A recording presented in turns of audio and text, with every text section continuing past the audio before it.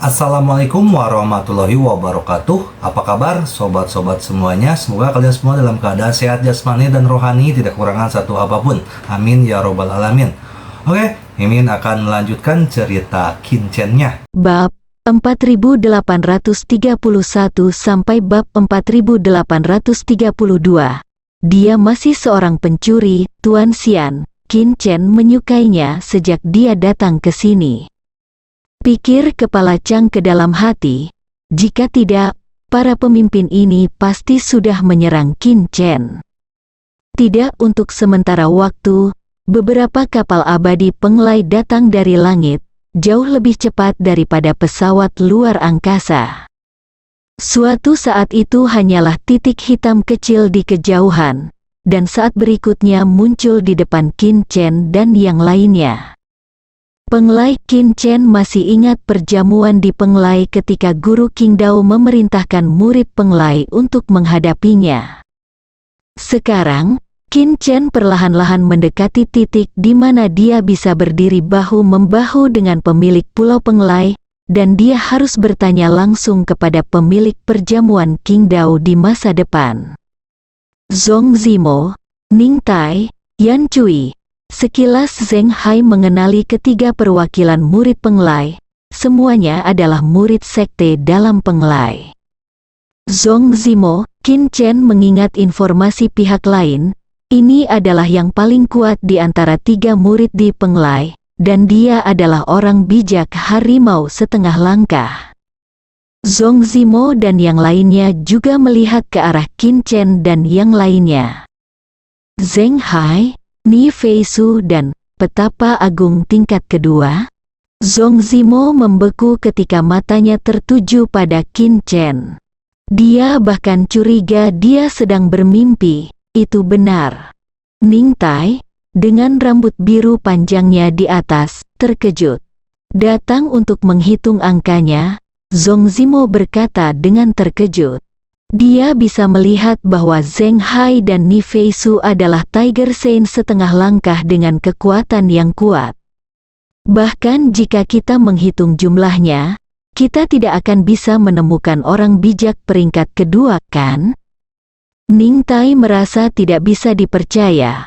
Orang yang memimpin Zhong Zimo dan yang lainnya juga adalah seorang pemimpin dari Pengelai, bernama Pemimpin Liangshan. Changke, apa maksudmu dengan Bu Zhousan mengirimkan orang bijak peringkat 2 untuk bersaing memperebutkan hak alokasi kuota? Kepala Liangshan bahkan merasa bahwa ini adalah rasa tidak hormat Bu Zhousan terhadap Pengelai dan Buddhisme Sitian.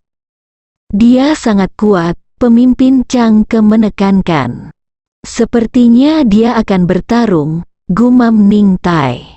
Zhong Zimo berkata sambil tersenyum, tidak apa-apa, satu-satunya ancaman yang mereka miliki adalah Zheng Hai, tapi saya sangat yakin bahwa saya bisa mengalahkan Zheng Hai, artinya, satu-satunya hal yang perlu kita waspadai adalah Buddhisme surga barat. Kecualikan Bu Zhusan dari pilihan pertama. Tidak lama kemudian, kedatangan agama Buddha di barat. Awan emas melayang, kabut peri tetap ada, dan beberapa biksu datang seperti makhluk abadi, tampak sangat sakral. Kiandeng, Zheng Hai mengerutkan kening saat dia menatap seorang biksu muda dengan kepala yang luar biasa cerah. Zhong Zimo juga memiliki tatapan serius. Kiandeng, murid batin tertinggi Buddha Sitian, dikenal sebagai bodhisattva kecil. Pikir Kincen dalam hati, bodhisattva dari Buddhisme surga barat setara dengan penjaga gunung Buzu. Bodhisattva kecil artinya Kiandeng sudah melangkah ke gerbang bodhisattva dengan setengah kakinya. Zhong Zimo, Kiandeng meliriknya, bahkan Zheng Hai dilewati olehnya, dan dia hanya menatap Zhong Zimo. Meskipun ketiga sekte tidak mengetahui pertarungan murid masing-masing sekte, mereka jelas memiliki informasi yang cukup, sehingga mereka tahu betul ambang mana yang paling sulit untuk dilewati. Kakak senior Kiandeng, lihat, sebenarnya ada orang bijak peringkat 2 di Gunung Buzu. Seorang biarawati wanita di belakang Kiandeng menunjukkan ekspresi terkejut. Kiandeng melihatnya sekilas, juga tertegun beberapa saat, lalu menggelengkan kepalanya dan berkata, "Tidak masalah." 3 murid Buddha Sitian yang memimpin Kiandeng adalah guru Wuxiang dari Buddha Sitian. Dalam Buddhisme surga barat, status seorang guru setara dengan kepala setiap sekte. Pada saat ini, seorang lelaki tua bergegas dengan ekspresi tergesa-gesa di wajahnya. Setelah tiba, dia berkata berulang kali, "Maaf, saya terlambat, saya akan menemui kepala sekte Qin, Liang Yu." Untuk menunjukkan pentingnya dirinya, Liang Yu bahkan datang ke sini secara langsung. Nyatanya, kepala sekte kecil seperti sekte Qin mungkin tidak memiliki status lebih tinggi daripada beberapa murid dalam dari 7 sekte. "Tidak masalah," Tuan Wuxiang melambaikan tangannya. Bagaimanapun, protagonis dari kompetisi ini adalah 3 sekte. Dan tidak peduli apakah klan Qin benar-benar datang atau tidak. Qin Chen menatap Liang Yu, "Yu tua, apakah orang ini dari klan penyetel dewa saya?" Diam-diam Qin Chen berkomunikasi dengan Yu tua, kristal yang menelan jiwa. Orang tua itu membuat penilaian dan berkata, "Itu tidak ada hubungannya dengan klan penyetel dewa saya." Qin Chen mengangkat alisnya, "Tapi saya selalu memiliki intuisi yang tidak dapat dijelaskan. Menurut Anda mengapa dia ada hubungannya ke klan penyetel dewa?"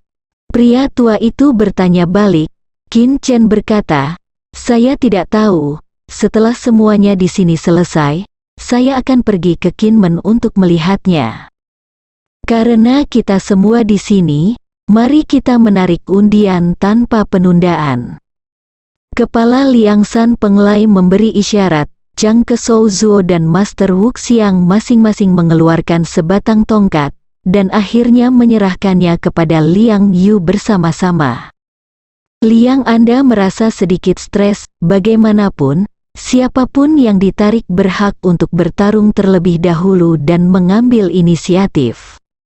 "Dermawan Liang, jangan terlalu khawatir," Tuan Wuxiang mengatakan satu hal lagi. "Jika ketiga sekte benar-benar pelit, mereka tidak akan mengalokasikan kuota untuk sekte Qin." Liang Yu memasukkan ketiga lot itu ke dalam ember, lalu mengocok ember itu. "Wow, sebuah tongkat terbang keluar, bukan Zhou-san." Zhang Ke adalah orang pertama yang menunjukkan senyuman. Dia memandang Qin Chen dan yang lainnya. Zheng Hai berkata, "Adik junior Ni, kakak muda Qin, bagaimana kalau aku bertarung dulu?" Ni Feisu mengangguk setuju, tapi Qin Chen tidak mengangguk. "Saudara muda Qin, katakan saja padaku apa yang kamu inginkan." Zheng Hai menunjukkan, dia masih menghormati adik laki-lakinya yang berani membunuh orang di Gunung Buzu. Qin Chen berkata, "Mengapa kamu tidak melepaskanku?" Dia telah melihat 6 murid penglai dan Buddha Sitian. Kabar baiknya adalah tidak ada orang suci harimau Xiaosheng. Zheng Hai menunjukkan keraguan. Ni Feisu segera menyatakan posisinya, "Saya setuju." Melihat ini, Zheng Hai bertanya, "Seberapa yakin junior brother Qin?" Qin Chen berkata, "Saya tidak berani mengatakan 3 kemenangan dalam 3 pertandingan. Tetapi itu harusnya layak untuk dimenangkan, 2 pertandingan berturut-turut." Zheng Hai terkejut. Dia tidak menyangka Qin Chen sudah memikirkan tentang pertempuran kedua. Dia berubah pikiran, tentu saja lebih aman untuk bertarung sendirian. Namun tidak mungkin memainkan 3 pertandingan berturut-turut di antaranya Ni Feisu dan Qin Chen harus bermain. Dalam hal ini, lebih baik menyerahkan pertempuran pertama kepada Qin Chen. Baik, Zheng Hai juga setuju. Zhong Zimo juga berdiskusi, Zheng Hai akan pergi berperang nanti, saya akan naik, Ni Fei Su akan keluar berperang, dan Yan Cui akan naik. Ning Tai berkata, bagaimana jika itu? Qin Chen, Zhong Zimo mengerutkan kening dan memandang Ning Tai, apakah menurut Anda itu mungkin? Ning Tai berkata dengan malu-malu, mungkin. Di sisi Buddhisme Sitian, Qiandeng berdiri di depan, diam. Kedua murid di belakang sepertinya tidak punya niat bertarung sama sekali. Ini sebenarnya adalah taktik yang telah disiapkan oleh Buddhisme Surga Barat sejak lama. Mereka ingin Qiandeng memainkan 3 pertandingan berturut-turut. Pada saat ini, Changke pertama kali mengumumkan, murid kami, Qin Chen, yang merupakan pertarungan pertama Bu Zhousan. Ekspresi Zhong Zimo membeku, Ning Tai tertegun, dan kemudian dengan gembira berkata, saudara senior Zhong, mereka benar-benar mengirim Qin Chen untuk bertarung di pertempuran pertama, lepaskan aku. Dia memang yang terlemah di antara 3 murid di Penglai, tapi dia yang terlemah saat bertarung seorang siswa peringkat 2, astaga, bukankah itu lebih dari cukup? Menarik. Pemimpin Liang Shan tersenyum, hak untuk menjadi yang pertama bertarung adalah inisiatif yang sangat penting. Apakah Bu Zhusan berencana mengajak Tianji balapan kuda? Mata Liang Yu membelalak, baru pada saat itulah dia menyadari bahwa ada seorang Santa Agung kelas 2 di Gunung Buzu. Hal yang paling keterlaluan adalah, mereka sebenarnya memutuskan untuk membiarkan orang suci kelas 2 ini bertarung dalam pertempuran pertama. Apa yang sedang kamu lakukan? Bukankah ini hadiah? Apakah ada yang istimewa dari murid ini? Liang Anda memikirkannya? Tidak peduli betapa istimewanya itu, seberapa istimewakah itu? Sage Agung kelas 2, ini faktanya, saudara Qiandeng. Bisakah Anda mengizinkan saya naik? Tanya biarawati yang berdiri di belakang Qiandeng. Qiandeng menggelengkan kepalanya dan berkata, tidak perlu. Saat ini, Qin Chen melangkah maju. Qin Chen, murid dalam Gunung Buzu, mohon pencerahannya. Ning Tai segera melangkah maju setelah menerima persetujuan Zhong Zimo. Ning Tai, murid dalam Penglai. Dia pikir dia tidak memiliki kesempatan untuk bertarung. Kini nampaknya ia bisa meraih kemenangan pertama bagi Penglai sekaligus meraih hak bermain. Murid batin Buddha Sitian, Qiandeng juga memberi isyarat kepada Qin Chen. Kini giliran Qin Chen yang menentang pemilu, dia pasti akan memilih Ning Tai. Zhong Zimo membenarkan hal ini. Itu sebabnya dia setuju untuk membiarkan Ning Tai bermain, karena Ning Tai relatif lemah. Tolong beri saya pencerahan.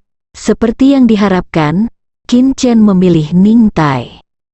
Tidak masalah siapa yang Anda kalahkan, yang penting adalah menang. Oleh karena itu, prinsip Qin Chen tentu saja memilih siapa yang lemah. Ning Tai tersenyum, bagus sekali, saya memilih diri saya sendiri. Berkontribusi pada Penglai adalah sebuah kepastian. Saat ini, ketiga sekte memberikan ruang di tengah. 3 kursi pertama terletak di 3 arah.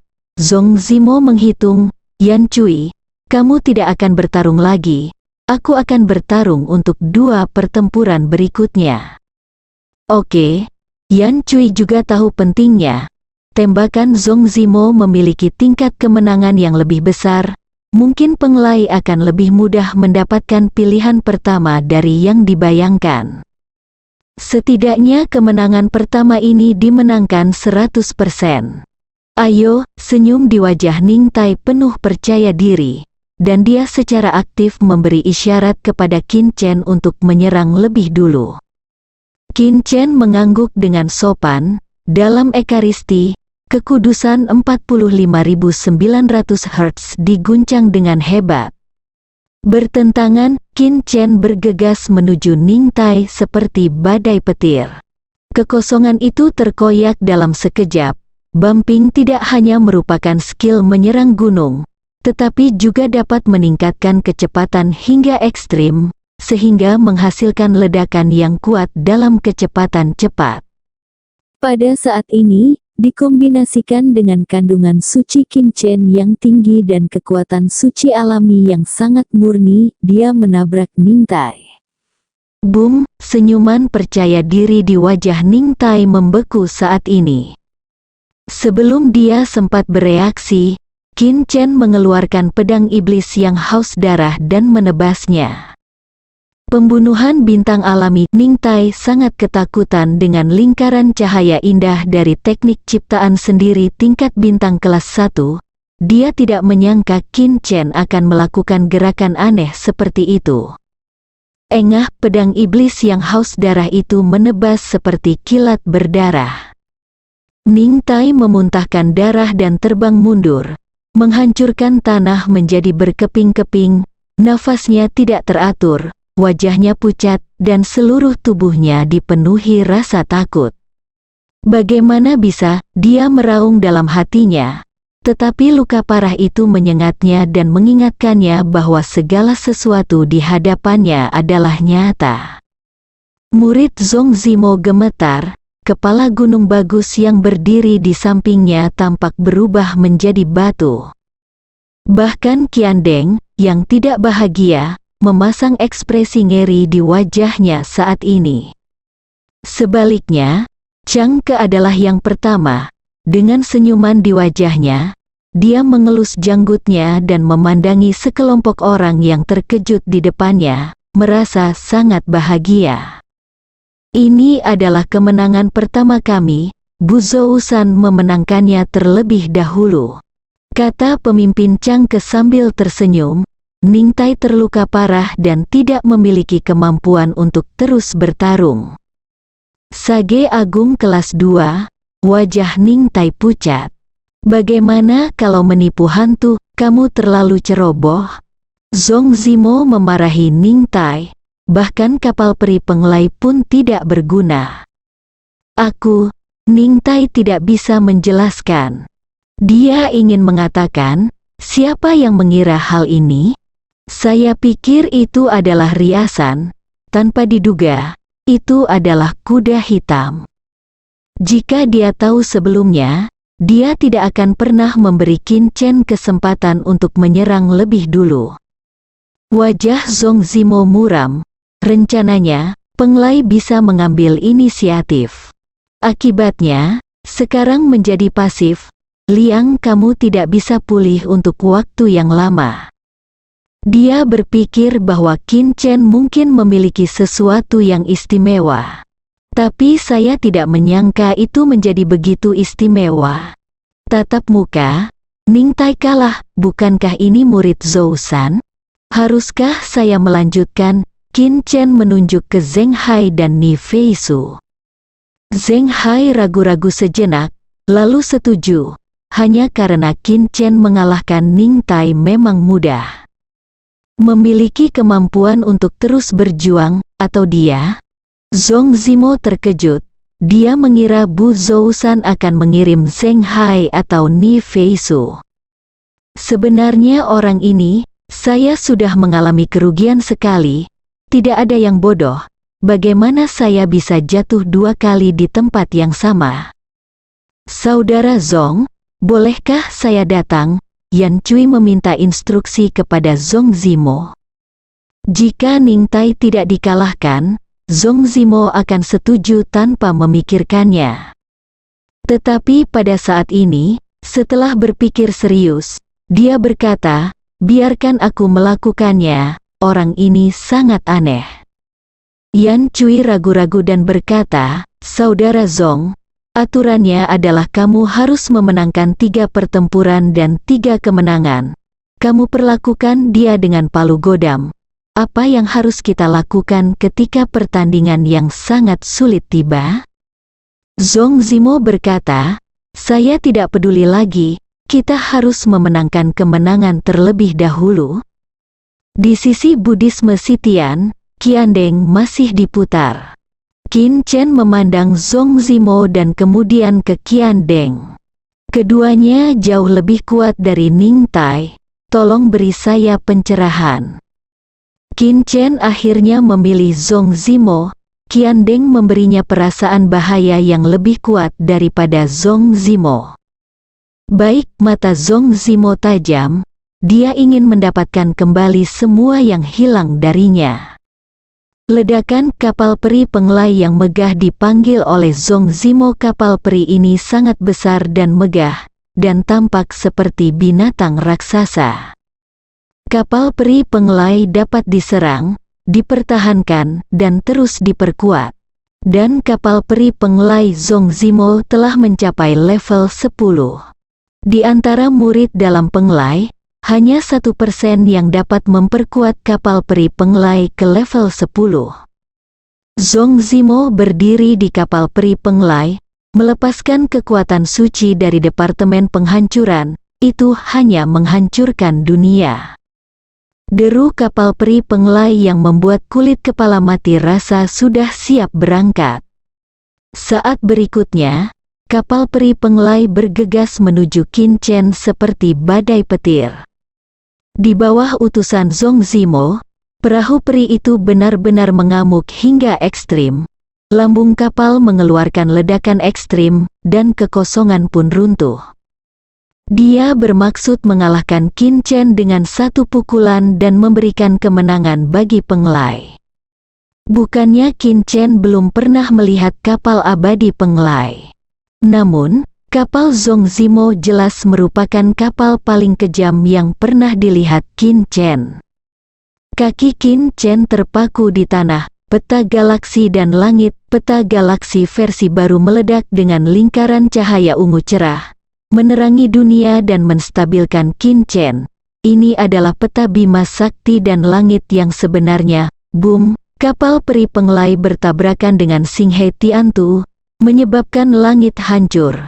Mata Zhong Zimo dipantulkan ungu, memperlihatkan keterkejutan yang luar biasa. Ketiga, metode yang dibuat sendiri tingkat bintang 3, bersambung.